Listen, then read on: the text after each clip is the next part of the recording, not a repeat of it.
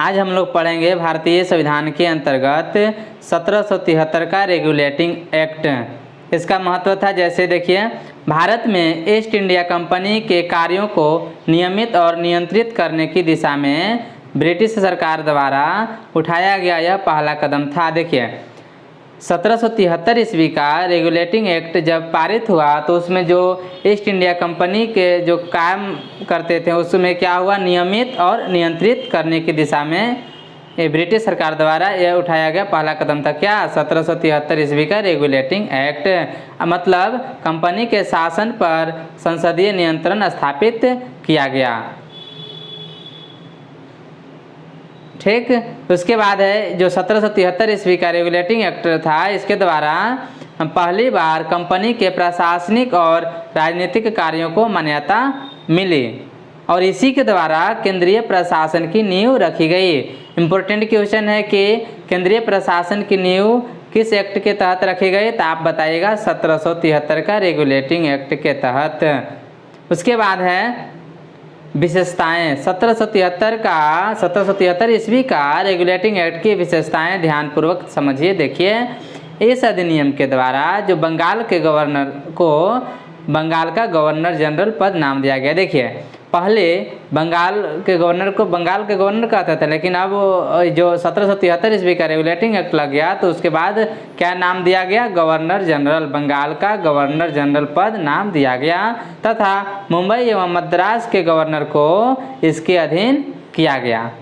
इस एक्ट के तहत बनने वाले प्रथम गवर्नर जनरल वारेन हेस्टिंग्स थे।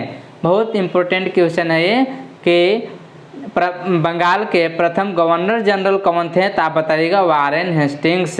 किस एक्ट के तहत बने थे, तो 1773 ईस्वी के रेगुलेटिंग एक्ट के तहत।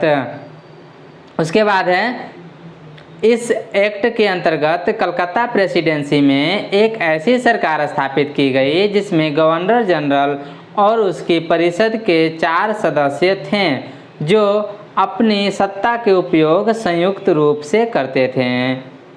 उसके बाद है इस अधिनियम के अंतर्गत कलकत्ता में 1774 ईस्वी में एक उच्चतम न्यायालय की स्थापना की गई जिसमें एक मुख्य न्यायाधीश और 3 अन्य न्यायाधीश थे। यहाँ से क्वेश्चन बनता है कि कलकत्ता में उच्चतम न्यायालय की स्थापना कब की गई, तो आप लोग बताइएगा 1774 ईस्वी में, और किस एक्ट के तहत किया गया, तो आप बताइएगा 1773 ईस्वी के रेगुलेटिंग एक्ट के तहत। तो उसमें क्या, एक मुख्य न्यायाधीश और 3 अन्य न्यायाधीश थे, यानी कुल 4 न्यायाधीश थे। उसके बाद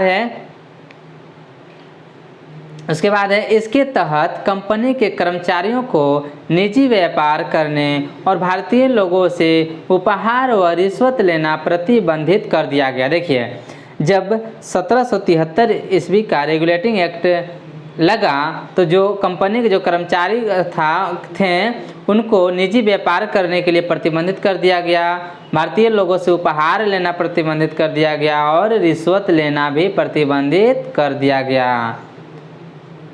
इस अधिनियम के द्वारा ब्रिटिश सरकार को बोर्ड ऑफ डायरेक्टर्स के माध्यम से कंपनी पर नियंत्रण सशक्त हो गया। देखिए, जब 1773 ईस्वी का रेगुलेटिंग एक्ट लगा तो उसके द्वारा क्या हुआ, ब्रिटिश सरकार को बोर्ड ऑफ डायरेक्टर्स के माध्यम से कंपनी पर नियंत्रण क्या हो गया, सशक्त हो गया। इससे भारत में इसके राजस्व, नागरिक और सैन्य मामलों की जानकारी ब्रिटिश सरकार को देना आवश्यक कर दिया गया। तो दोस्तों, ये था 1773 ईस्वी का रेगुलेटिंग एक्ट के बारे में। तो